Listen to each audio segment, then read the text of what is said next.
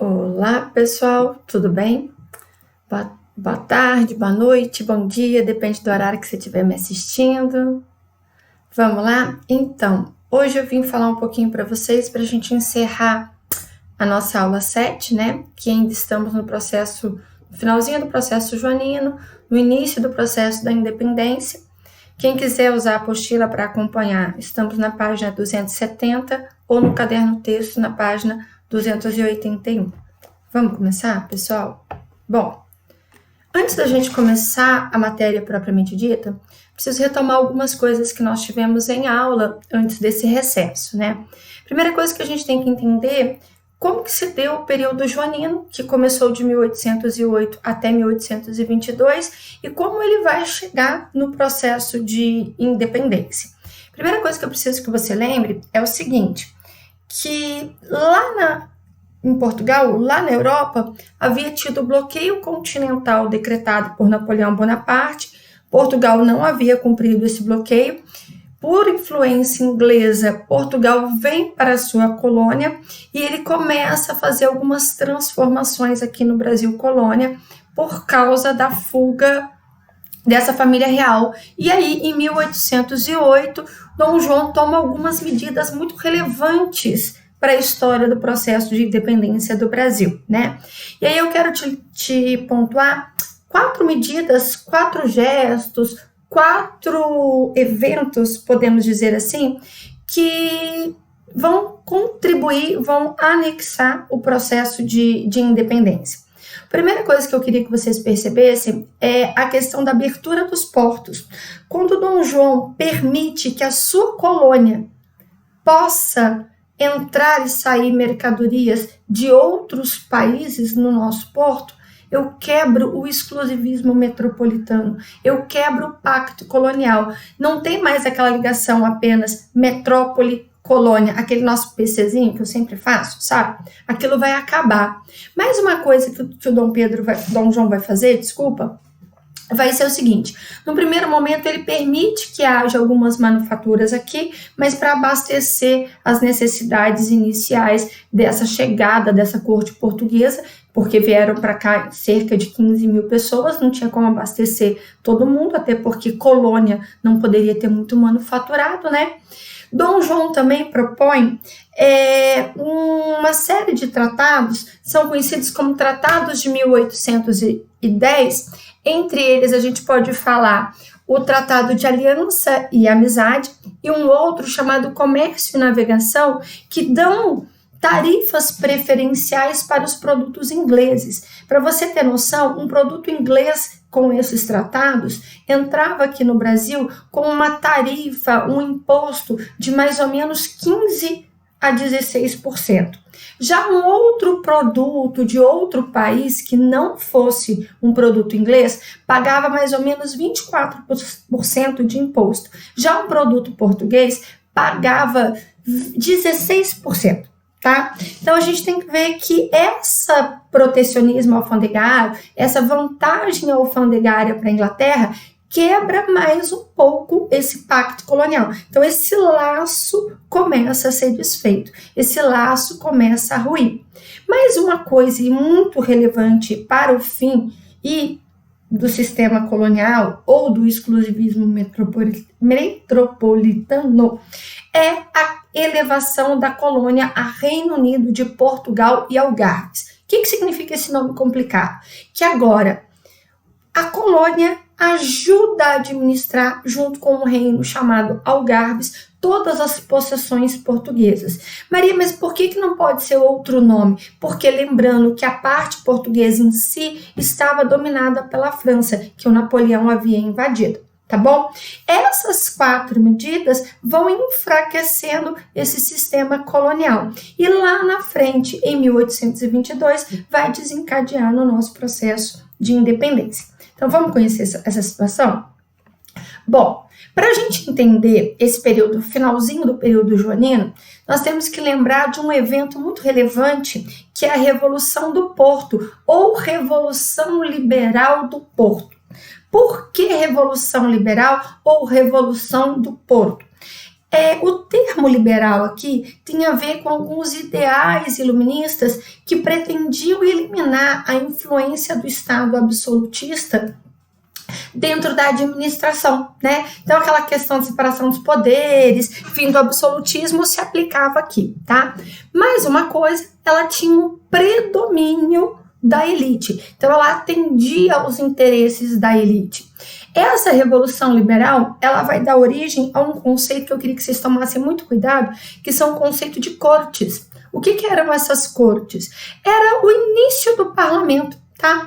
Quando acontece isso? Bom, Dom João veio para cá em 1808, então Portugal fica abandonada ou invadida pelos franceses até 1820, quando a população portuguesa consegue expulsar os invasores franceses e passam a ser administrada por ingleses. Eles se mobilizam, se rebelam e organizam um movimento de reestruturação do país. Mas para fazer essa reestruturação, eles precisavam do rei no país. E o que essa revolução vai falar? Ela vai dar um checkmate, ela vai dar uma medida assim decisiva na vida do Dom João. Primeira coisa que essa revolução vai propor: volta para Portugal, porque você não é um rei de uma colônia, você é o rei de Portugal, e o rei português tem que ficar na sua metrópole, no caso, né? Outra coisa que essa revolução vai propor é uma constituição, mas essa constituição ela vai subordinar o rei a um parlamento, ou a um embrião de um parlamento, que eram essas cortes que a gente já falou aqui em cima. Esse embrião do parlamento, essas cortes, vão tentar reduzir o poder absolutista desse rei, que era absoluto, que estava aqui no Brasil, né? Mais uma coisa, e aí vai ser um dos estopins para a gente desencadear o processo de independência. Vão propor a recolonização do Brasil, implementando, retomando o exclusivismo metropolitano, ou um monopólio português, ou ainda, vamos usar, retomar o pacto colonial. O problema é que quando há esse pedido, a elite que estava aqui no Brasil, principalmente de colonos nascidos no Brasil, colonos brasileiros, não vão gostar muito dessa ideia. O problema é que Dom João ouve dos portugueses, ouve dessas cortes portuguesas. Ou você volta, ou você perde o trono. O problema é que para Dom João não era apenas abrir mão de um país, era abrir mão de um império, porque Portugal tinha várias outras colônias. Tinha na África, tinha na Ásia e tinha o próprio Brasil. Então, entre ficar governando apenas um país rico, que era uma colônia, ou uma região colonial, ou voltar para a metrópole, Dom João prefere voltar para a metrópole, tá? O problema é que todas essas exigências feitas pela elite portuguesa não vai agradar um grupo que está aqui no Brasil. Quem é esse grupo? É o grupo da elite agrária, é o grupo do Partido Brasileiro, tá? Vamos dar uma olhadinha nisso?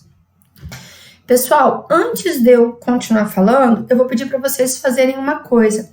Eu preciso que vocês tenham uma anotaçãozinha, gerem, se tiver alguma dúvida, faz um registro no caderno, que depois por vias lá do plural, como o Hangout, ou salas de aula, ou até pelo Agenda Edu, não sei, a gente vai arrumar uma estratégia, eu acabo tirando a sua dúvida. Em qualquer momento da aula, você pode pausar o vídeo para você fazer a sua anotação, tirar dúvida, ir lá na página, tudo bem? Bom, eu vou seguir. Quais foram, então, as consequências da Revolução do Porto de 1820? Primeira, eu já falei, a exigência da corte portuguesa, principalmente com a restauração do exclusivismo metropolitano, vai desagradar a elite colonial, que estava ganhando dinheiro demais com a abertura dos portos, com os tratados de 1810 junto à Inglaterra. Então, esse grupo não quer que esse controle metropolitano se restabeleça. Mais uma coisa, o abandono de Dom João aqui para o Brasil no ano de 1821. Isso desagrada muito as elites nacionais, né? As elites que viviam aqui na colônia, a gente ainda não pode dizer muito bem elite nacional, mas a elite colonial não vai ficar muito contente e vai haver uma questão: quem vai ficar no trono nesse momento? Quem fica no trono? Quem administra a colônia Brasil? Será o filho do Dom João. E inicia, então, um período que vocês podem ver numa videoaula, numa anotação por aí, o período regencial de Dom Pedro I. Existiu, tá correto esse conceito, ok? Apesar que lá na frente a gente vai ter uma fase regencial, que é alguém administrando o país, tá bom? Aqui ainda não. É o Dom Pedro governando o Brasil. Esse Dom Pedro, ele era muito novo, ele era um pouco inexperiente para a política. O que ele percebe? E ele recebe também um apoio de uma elite que estava interessada em ter uma influência política dentro dessa colônia, que era uma elite do Sudeste. Essa elite do Sudeste vai se aliar ao Dom Pedro por interesse econômico. E a maioria dessa elite do Sudeste compunha o Partido Brasileiro, que a gente vai falar dele daqui a pouco. Esse Partido Brasileiro, gente, tomem cuidado, que ele não era um partido homogêneo, não tinha só um grupo ou um interesse em comum. Haviam diversos grupos de interesse dentro desse partido, ok? Bom, vamos seguir então. Vamos lá, povo. Tá aí? Falei muito, tá dando para controlar? Então vamos lá. O nosso processo de independência, tanto é que deixei bem negrito que é o título, processo de independência, como às vezes eu combino com vocês, processo. Não é uma coisa que aconteceu da noite para o dia. Ele foi um processo paulatino. Ele vai ser uma somatória de fatores, desculpa, pessoal. Primeiro fator, a questão das cobranças e das imposições da Revolução do Porto, os interesses da elite colonial de fazer essa transformação, a tentativa de restrição do pacto colonial aqui do Brasil. Então, tudo isso vai se somar a alguns outros elementos que nós veremos daqui para frente, que vai desencadear o processo de independência, tá? Primeira coisa, as cortes ou o parlamento português, quando vai fazer a contagem lá, a verificação, Dom João, Carlota Joaquina, Dom Miguel, 15 mil nobres que fugiram para o Brasil em 1818. Opa, falta um aqui. Falta o herdeiro do trono, o herdeiro direto do trono. Cadê Pedrinho? Cadê Dom Pedro I? Ficou na colônia.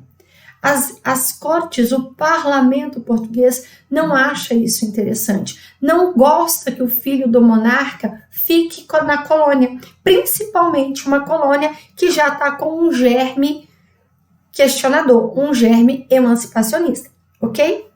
Outra coisa, a elite brasileira, a elite do Partido Brasileiro, começa a perceber que quando as cortes portuguesas pedem para o Dom Pedro voltar para Portugal imediatamente, abandonar o Brasil, eles percebem que chegou a hora. É a hora de romper, é a hora de dar o golpe final. O que Dom Pedro vai fazer? Em janeiro de 1822, ele vai fazer aquela famosa frase: se é para o bem e felicidade geral da nação, diga ao povo que fico. O que foi esse ato, esse decreto? O primeiro enfrentamento que Dom Pedro vai ter com os portugueses, com a corte portuguesa, com a elite portuguesa, negando retornar para Portugal. Ao negar retornar para Portugal, ele reafirma a sua permanência e acaba atendendo aos interesses dessa elite colonial que o estava pressionando.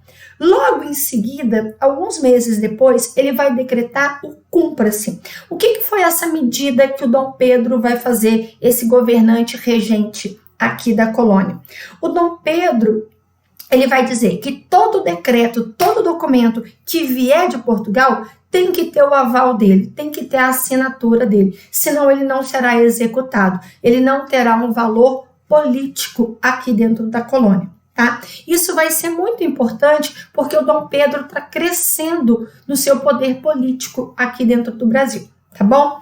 Outra coisa que ele vai fazer é o seguinte: as tropas ou membros do exército que estão aqui na colônia, que são portugueses, devem jurar fidelidade ao rei. Caso contrário, serão depostos do seu cargo, depostos do exército e alguns serão até deportados para Portugal, ok? Então, isso é a crescente do poder do Dom Pedro aqui dentro do Brasil. Mais uma coisa é que Dom Pedro I tinha um mentor, um líder, um aliado político muito forte, que é uma figura muito interessante, que é o José Bonifácio. O José Bonifácio, ele vai iniciar uma série de trabalhos e projetos para criar um esboço de uma Constituição. Mas essa Constituição, no primeiro momento, terá prioritariamente, ou buscará atender, principalmente para os membros do Partido Brasileiro, que era formado por uma elite, tá? Lembrando que esse partido é um pouco heterogêneo, ok? Bom, aqui tem uma chargezinha, às vezes ela cai dentro de prova, de algum exercício, que é aquela coisa do Dom Pedro bem sendo manipulado para poder falar que fica, para tentar se impor, e criou-se o culto, criou-se o imaginário que o Dom Pedro fez isso e ele teve um apoio integral dos brasileiros, dos colonos como um todo. Mas, na verdade, gente, toma cuidado, porque esse processo de independência, ele não teve apoio popular, ele não teve participação popular, porque o povo, nessa nossa frase, é apenas a elite brasileira, tá bom? O povo aqui não foi incluído nesse processo de transição, nesse processo de independência. Quando a gente fala que não houve a participação popular, nós vamos para esse próximo slide que eu estou falando aqui com vocês, que é o seguinte, que quando Dom Pedro, lá no dia 7 de setembro de 1822, subindo às margens do Ipiranga, porque ele recebeu um documento, uma carta, falando mal da sua administração, falando que ele tinha que voltar, que não cabia mais e tudo, ele volta para o Rio de Janeiro, porque ele estava em Santos. No meio do caminho tem a lenda que ele passou mal ou não, não nos interessa. Nos interessa é que em 7 de setembro de 1822, Dom Pedro proclama a independência. O que seria o proclamar a independência? Anunciar, dizer que foi feita a independência. Quando há esse gesto de proclamar a independência, nós percebemos que ela não foi democrática. Mais uma coisa, na prática, gente, se vocês verem o texto, que a assinatura foi primeiro feita com a esposa do Dom Pedro, mais o José Bonifácio, não está errado não, tá? Mas, oficialmente, quem decreta a independência, quem declara, é o Dom Pedro. Cuidado quando você for fazer prova com aquelas duas imagens que são muito comuns, que eu não coloquei aqui, porque nós vamos abordar em História da Arte, que é aquele quadro do Pedro Américo, do Grito do Ipiranga, que tem aquela cavalaria toda, que demonstra toda uma nobreza. Aquele quadro, gente, foi feito depois, tá? Lá no período da fase republicana. Então, cuidado com a construção da imagem, tá? Cuidado com os símbolos aí. Outra coisa que a gente consegue perceber que essa independência não foi democrática. Houve a manutenção das estruturas sociais e econômicas do Brasil. Maria não lembra muito bem o que era essa estrutura aqui do Brasil. Era aquela estrutura do tripé, do plantation, tá? Grandes latifúndios, produto agrícola, monocultura e o uso da mão de obra escrava. Esse momento, a elite do Sudeste, principalmente, vai sugando, vai parasitando, vai dominando o Dom Pedro, tá bom? Mas aí a gente tem que comparar e tomar muito cuidado, que às vezes cai em exercício, que é o seguinte: a nossa independência, a independência aqui na América, houve uma diferença da América espanhola. Então, o processo de independência portuguesa foi completamente distinto do processo de independência da América espanhola. Por quê? Primeira coisa que a gente tem que falar é que o nosso processo de independência aqui da América portuguesa, ele foi um processo continuista. Mantivemos toda a estrutura que existia, mas um caráter conservador, porque nós elegemos o herdeiro do trono português, um europeu, um herdeiro do trono, um membro da família real portuguesa, como nosso imperador, como nosso governante. Mais uma coisa, a nossa forma de governo foi uma monarquia. Já na América Espanhola, primeira coisa, não houve presença de membros da elite europeia ou descendentes de europeus. Segunda coisa, não havia um consenso coletivo, tá? Não todas as áreas da América Espanhola resolveram juntar e falar: tchau, Espanha, não somos mais colônia, ficamos livres. Não, foi acontecendo aos poucos, foi acontecendo localmente, liderado pelos crioulos, ok? Até houve uma participação de escravo nesse processo, houve uma participação popular e houve um caráter republicano federativo, diferente do Brasil, que foi uma questão monárquica. Tudo bem, pessoal? Ok?